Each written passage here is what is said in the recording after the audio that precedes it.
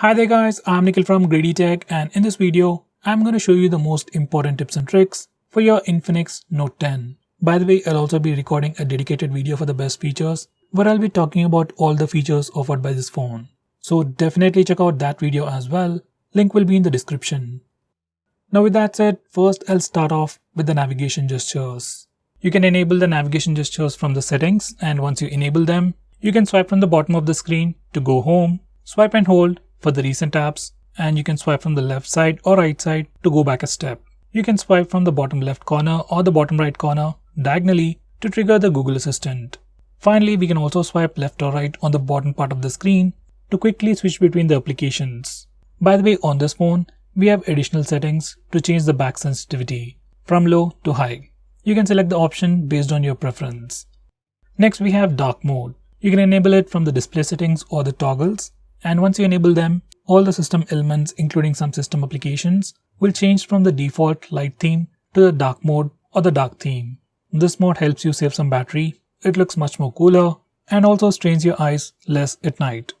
Next, I'm going to show you how to use split screen mode. For that, first go to the recent apps page. Now tap on the split screen option above the app window. Then your phone will open that application in the top window, and you can select the secondary application from the recent apps, or else you can go to the home screen and then select the secondary application from there.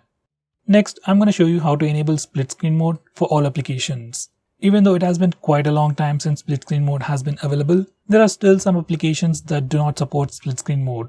To fix that, we need to first enable developer options. For that, go to settings, select my phone, and then tap on the build number 7 times. Once you're done, developer options will be enabled. Now go back to system and then select developer options. Scroll all the way to the bottom and enable force activities to be resizable, and then restart your phone. Once you do that, you will be able to use all applications in the split screen mode.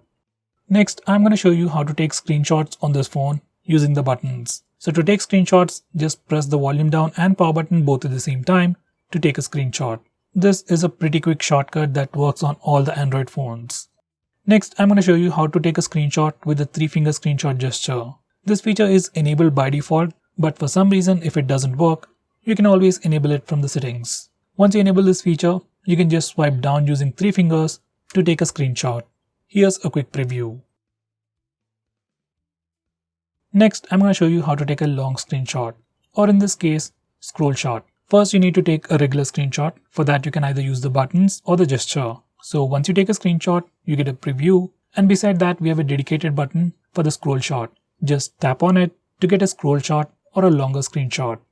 Next, I'm going to show you how to record the screen on your phone. For that, go to the notification toggles and then select silent screen recording. Even though it says silent screen recording, we can also record with voice, and you can select it directly from the options. From settings, you can change the voice preference, you can also change the picture quality and some other preferences.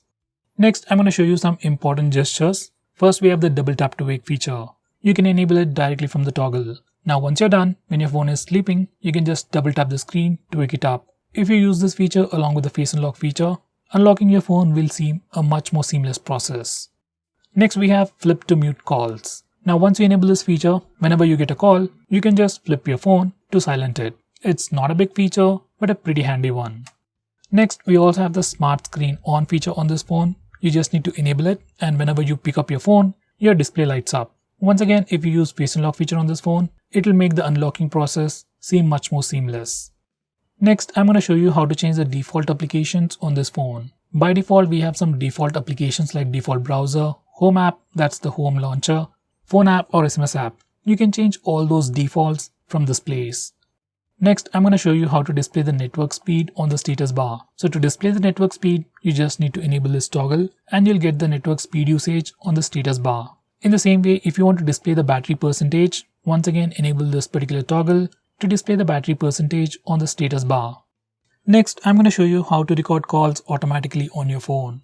For that, open the phone dialer, go to settings, and now from this page, you can choose the appropriate options to record calls automatically on your phone. By default, this phone automatically records all the calls that are on your contact list. If you want to record all the incoming and outgoing calls, just enable the toggle for always record. Going on next, we have a dedicated WhatsApp mode on this phone, which is pretty unique for the Infinix phones. Once you enable this mode, all the applications on your phone except for WhatsApp will not have access for your mobile data. So once you enable this mode, you will just get notifications whenever you get a message on WhatsApp. You won't get any annoying notifications or pop-ups from apps like say Facebook or Instagram. Those applications won't have any access to mobile data. Next, we have a pretty unique feature on this phone called Freeze. Now this feature allows you to freeze applications. Most of us install a lot of applications but barely use them, maybe once in a week or twice in a week. So in that case, you can freeze all those applications. Once you freeze an application, that application will not run in the background unless you manually open it. So it'll save you some battery, save you some data as well. Next, we have ultra power saving mode. Whenever you're running low on battery, say let's say if you have just around 10% of battery and you don't want your phone to turn off, then you can just enable this mode and you can get a long standby time. It's just like the maximum power saving mode on the Samsung phones, but on Infinix, we call it the ultra power saving mode. Both work on the same principle. It just changes the sleep times, reduce the battery levels, and it will stop all the applications running from the background except for the most important applications like the phone dialer and SMS application. It is definitely one of the most unique features on this phone. So guys, those were the most important tips and tricks that I know about this phone. If I missed out on anything important, do let me know by commenting below this video. With that said, this is Nikhil signing off. See you in my next video.